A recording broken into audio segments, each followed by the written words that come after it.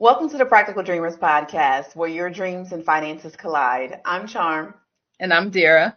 and we're your guides on this journey to financial freedom. And today, we're going to be looking at a series of some videos, and you're going to gain our reactions from them. Dira, what's our topic for today? So today we're talking about dating and money, where the two collide, and we're going to see some videos and you'll get our reaction. All right, without further ado, let's get into it.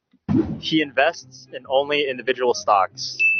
That's a red flag just because you should probably diversify your portfolio, also invest in some more conservative index funds or ETFs. When you get married, he wants to merge your bank accounts. I would say red flag when you get married, each should have their own individual account and then a joint account for all the necessities like house, your kids' college fund. But yeah, I don't know. It's not like a red flag, but that's just how I would do it post-marriage. He likes to lease his cars. I would say red flag just because cars are a liability. I mean, if you like your cars, no judgment. But if you can afford the car, then that's great. But if you're leasing the car just for flexing, then that's a red flag. He follows me on social media. Just kidding, green flag. He'll only buy clothes if it's on clearance. That's green flag. Doesn't matter. Means he likes to save money, find good deals. I'm Asian, so we love good deals. I feel that. All right. Well, Yeah.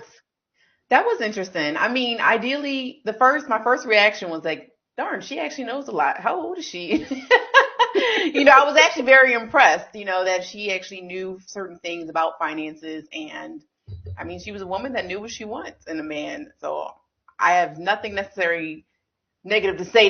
Not that I would have anything negative to say, but have nothing to say necessarily that. But that definitely did impress me that, she understood the stocks and how that's a riskier investment versus just putting in an index fund, things of that nature. So kudos to her. Yeah, what I did find interesting though was her take on joining bank accounts after getting married. I thought that was interesting because she was just like, she kind of put up the red flag and then she kind of retreated to like a yellow flag in a sense of putting finances together. But it seemed like she was very adverse to it. Well, yes, but I would say you don't know what you don't know either. So I can understand why she would probably go in with that hesitation. I mean, you come into this world alone. It's a whole different mindset when you get married and you're merging things. So coming in with that you'll have still separate, it's a mind shift. So I can understand why she probably retreated because she hasn't been put in that situation yet to know anything different. Right. Which, I mean, I'm not saying there's any wrong or right way to do it, but I just found it interesting that she put the red flag up first and then kind of was like, wait a minute, maybe. So yeah. And then, also the car leasing thing, just to follow up with what you were saying in terms of her knowledge as far as finances go, but knowing that the lease is probably not the best choice in terms of purchasing a car. Well, you're not purchasing, you're leasing at that point. Yeah. But yeah, she did make a good point about that as well.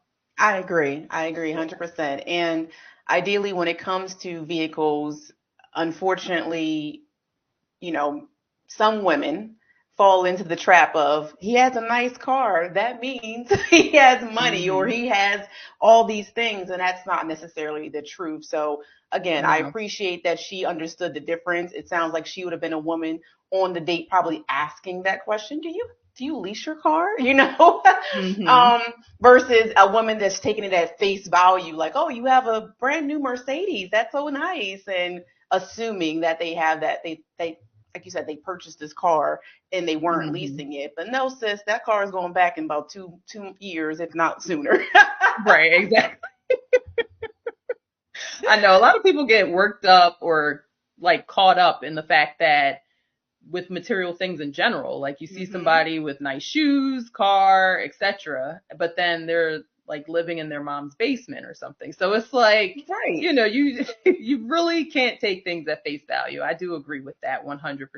You can. She was a woman of my own heart when she green flag clearance rack. Yes, please. Yes, we know you love the clearance rack. Listen, you find the best deals on it. You just have to have time and patience and a good podcast to listen to as you shop. I like the clearance section online. I can't I don't have the time or patience for it anymore. But there was a time where I'll be right next to you digging through all the nonsense.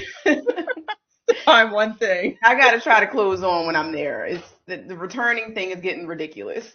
Oh yeah, listen, I was the queen of returns. Bad decisions, return it later. That was me. I'm glad I'm reformed. All right, so let's get into the next one. On to the next. This is, I feel like, a really important message to get out to men. Because I do believe that a lot of men have the perspective that you have, which is bring that 50. And I think men have to understand what that means and what you get when you expect a woman to bring 50%. Like, I can bring 50. Yeah. And I know women who can bring 60, 70. Okay. But as a man, do you really want what 50 plus brings? Because 50 plus brings a lot of energy. It doesn't bring neck energy. It's bringing head energy. And so when we talk about women being the neck, men being the head, right? Like it's bringing more head energy. And so understand that, right? If you want a woman to bring the table and then some to the table, you get what you pay for, literally. That is true. All right, so that was interesting. I was a little confused with the neck thing. What kind of energy you talking about, sis? Oh gosh. But then I was like, oh, okay, I get what she's talking about. Yeah, so what is your thought on that? So I'm gonna just say this. We started off soft. I see the first video was a little softer. And now we're going for the jugglers. I mean, I think today, we talk about the 50-50 rule and how that applies. And I'm gonna be honest, I really believe that times have changed. And everyone can have their own thoughts and opinions about what they ideally want in a mate and what they look for when it comes to, what responsibilities they want their significant other to have and what part they really want to play in a relationship. However, I definitely believe it's about being open-minded. When she was mentioning, like, you have to be, if that person with the 50% comes in and they're going to be more of the head versus the neck, I don't necessarily agree with that. I definitely think that it's all about your personality, yourself, who you are. Yeah, because the amount of money you make doesn't make you as a person. If you're a butthole to begin with, and whether you make less money or more money, you're still going to be a butthole at the end of the day unless you choose to change that. So I don't think that would necessarily dictate how the relationship would go. Right. But that's where I think she was getting at in that video. And I don't agree with sis on that one. I think that's ideally, as to exactly what you just said. If you're coming in with that energy and you are already demanding and, to your point, a butthole, then you're going to just continue on that energy. I don't even think it would change if he was making more money than you. Like, you're still going to have that energy. You're still going to be the quote unquote head, because that's just how you are. Yeah, because if you're a control freak, you're not, even if he's trying to lead, you're not going to let him because you want to be in control. So, I mean, it's like you said, it's just all about that person and how they are as a person. But what's your thought on the first date having to pay 50-50? How would you feel? Well, it's me. As you shared earlier, I'm very, very much the person to plan, ask questions, things like that. So I know personally, when I was in the dating world, I would, if depending on how the person was, if I was getting a vibe where they didn't necessarily say like, oh, you want to go out, my treat. If I didn't, not to say that they would say that, but if I didn't get that vibe from them, then I would probably say, oh, do you want me to pick the place? And we split the bill. And depending on that answer, probably would be with me showing up or not. But anywho, but I would ask that question if I was kind of genuinely getting that vibe. Like, I don't know how this guy is going to really sway with asking me out on a date. Like, is he going to make me pay? But personally, I'm very thankful to say I didn't have that experience. And I think that's also the energy. Yes, I didn't have that experience where a guy invited me out and we split the bill. Now, I will say I created that experience, especially if I knew it wasn't going nowhere. And I'm like, yeah, we going to go 50-50 on this because I'm going to set the precedence right now. Right. There you go. But yeah, how about yourself? I'm a firm believer of, and I know some people are going to hate this, but I'm a firm believer of if it's the first date, you're paying. I am not paying on the first date. Now, has it happened? Have I gone 50-50? Yes, I have, unfortunately. And guess what? There was no second date either. But, and he could barely take care of the part of his check that he had. So I'm like, you're going to have to wash dishes then, sir. But yes, when I was dating, that was one of my expectations, that first date, that yes, they would be paying for it. Yes, I mean, I know probably said it with a lot of words, but I agree with you. I definitely believe that the first date should be on the partner. If you don't have the finances, though, men, there's other ways and other opportunities to take someone out on a first date. You can definitely take them to a park. If there's a woman that is clearly upset about that, they call you cheap, she's not for you. That's all that means. But there's ideally other ways that you can take someone out on a date and make it financially savvy. Yeah, you just got to work within your means and get a little creative. Yes, you do. All right, so let's go on to the next. I thought I was date women who make more money than you. Every relationship has a dynamic: masculine, feminine, leader, follower. The one who makes the most money in a relationship usually has the most leverage within the relationship. So if you're making less money than your woman, chances are in her head, she runs the relationship. And when women run a relationship, that is the fastest way to get a divorce or to lead to a breakup. Either level up and make more money or date below your social economic level. Okay. First off, the outfit. Did he feel as though that was making him more masculine by wearing a robe with his chest out to have this conversation? You got the Hugh Hefner robe. I mean, in my mind, it kind of gave off that he must not make more money than his woman, that he wearing a robe. And, why you ain't working, sir? Right. Oh my goodness. Oh, no. Well, that was an interesting message. That was thirst trap on a 10. Million. Right. Yeah. And then I'm mad he put Will Smith's face up there, like under feminine. Ooh, the disrespect. Yes. But I thoroughly don't agree with this. This kind of circles back to what we were saying with personality types. And just certain personalities don't go with other ones. So in those situations, yes, it's not going to work. But to say that because a woman makes more money than you, you can't date her and you need to date down, he's probably just intimidated. Maybe that's what the problem is.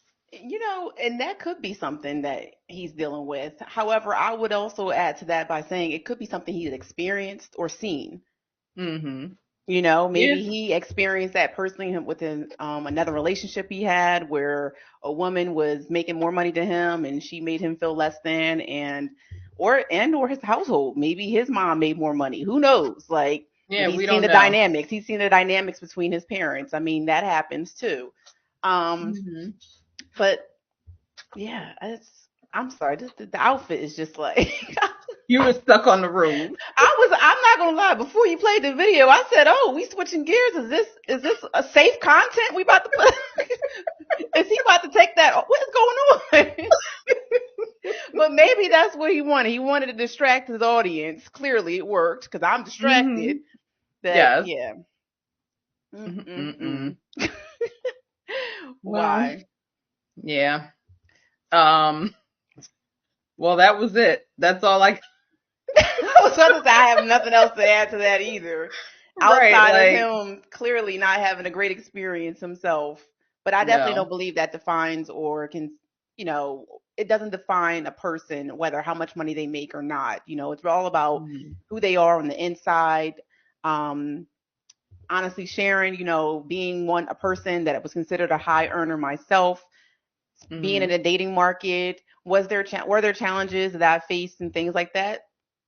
Possibly, yes. If I shared what I did, not to say I would share, necessarily how much I was making, but if I told them my position or something like that, I did see that some men, their confidence level might change a little bit. That's why I didn't like leading with that conversation by sharing like, oh, this is what I did, this is what I do.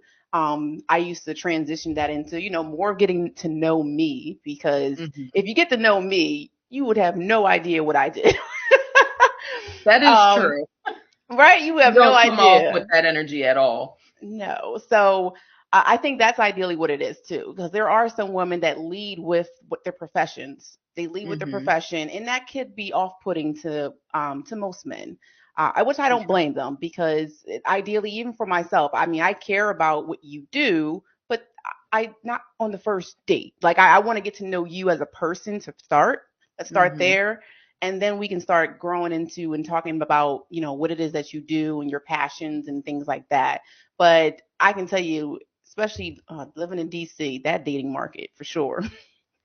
You better come with your resume. Imagine. Better come with your resume on those dates. They would ask you so many questions that you really feel like you're in an interview. Now, I was told back in the day that I did a lot of interview questions. No. Y'all ain't seen nothing till y'all dated out in that market. I literally got asked, and I know I'm talking a lot right now, dear, but I'll let you talk. But I literally got asked. Listen, I don't have much experience in this. Well, that is true. That is true. I've been dating my husband forever. I would take this one then. But yeah, I was literally asked during a date when I was in DC, what did I do in 2020 that contributed to society? And I was like, well, then he's like, let me start. And literally cut me off. I didn't even get to answer the question. He goes, let me start. Tells me how he started 2 businesses. He was giving out food and making platters for people. And I don't even know what the other business was, but I was just like, oh, that's very nice. And then in my head, I'm like, well, did you get laid off or something? Like, cause, and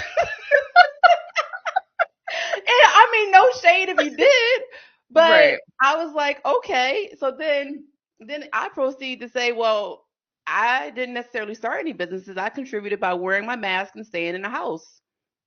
And he's like, that's it. It's like, that's a lot. That wasn't good enough. Right. But I'm like, that was a lot. That's what the whole world was told to do. I complied. Right. Oh, goodness. But yeah, but it's nice that you didn't have to experience a lot of this. I think I took the brunt of it for the both of us. I appreciate your service. You're welcome. All right, guys. Well, that is our video. If you like this video, and always comment, subscribe, and share with your friends. And always watch our other videos as well. There's lots of good content and a lot of things to get your wheels spinning. So until next time, continue to dream big and don't forget the magic of being practical. Have a good one. Yep. Bye.